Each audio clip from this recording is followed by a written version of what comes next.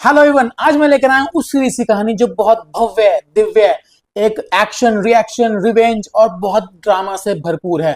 उसे आप पॉलिटिक्स भी देखेंगे और बहुत कुछ भी देखेंगे। बात करने जा रहे हैं एक एनिमेटेड मूवी जो आने जा रही है जिसका नाम है कुरुक्षेत्र। और इस सीरीज की 3 रोचक कहानियां जानने के लिए मेरी इस वीडियो को एंड तक जरूर देखें। एक ना एनिमेशन मूवीज में या एनिमेशन सेक्टर में आप देखेंगे कि नरसिम्हा के बाद में एक नया दौर शुरू हो गया। नरसिम्हा ने जो भव्यता प्रदान करी है एनिमेशन में, वो धीरे धीरे धीरे बढ़ती जा रही है।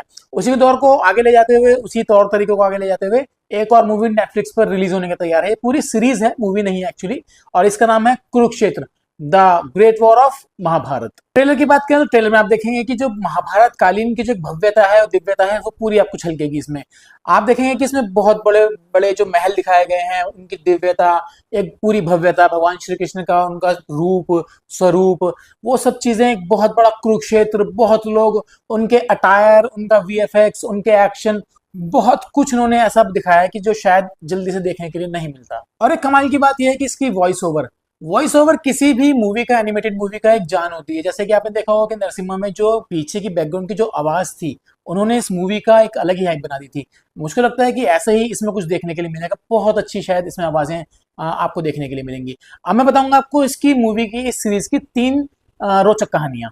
पॉइंट नंबर 1, ये सीरीज दिखाई देगी आपको 9 एपिसोड्स के 2 पार्ट्स में। पॉइंट नंबर 2, इस सीरीज को ऐसा बनाया गया है कि हर पात्र के अंतःकरण में क्या भावनाएं थी, उनके द्वारा लिए गए फैसले, उनके विचार, उनके अंदर क्या चल रहा था, उन सबको दर्शाने का प्रयास किया गया है। यह कहिए कि उनके अंतःकरण की मनोदशा को समझाने का, उनको दर्शाने का एक एक रूप दिखाया गया है कि सब उस समय क्या चल रहा था किसके मन में। पॉइंट नंबर 3, भगवान कृष्ण के द्वारा कुरुक्षेत्र में दिए गए जो गीता का ज्ञान है, उसका वर्णन, चित्रण, उसकी दिव्यता, उसकी भव्यता को ऐसा दर्शाया गया है कि उससे बच्चों के साथ साथ बड़े लोग भी जुड़ सकेंगे। और मुझको लगता है कि 90s में जो देखी गई रामायण है या महाभारत है, उससे अपने आप को कनेक्ट कर पाए। तो दोस्तों, ये सीरीज रिलीज हो रही है नेटफ्लिक्स पर 10 अक्टूबर को। बच्चों के साथ साथ बड़े भी इससे कनेक्ट कर पाएंगे। और मेरी रिक्वेस्ट है कि बच्चों के साथ इस सीरीज को आप पूरा देखें, जिससे कि बच्चे भी हमारी संस्कृति से और उन भावनाओं से जुड़ सकें।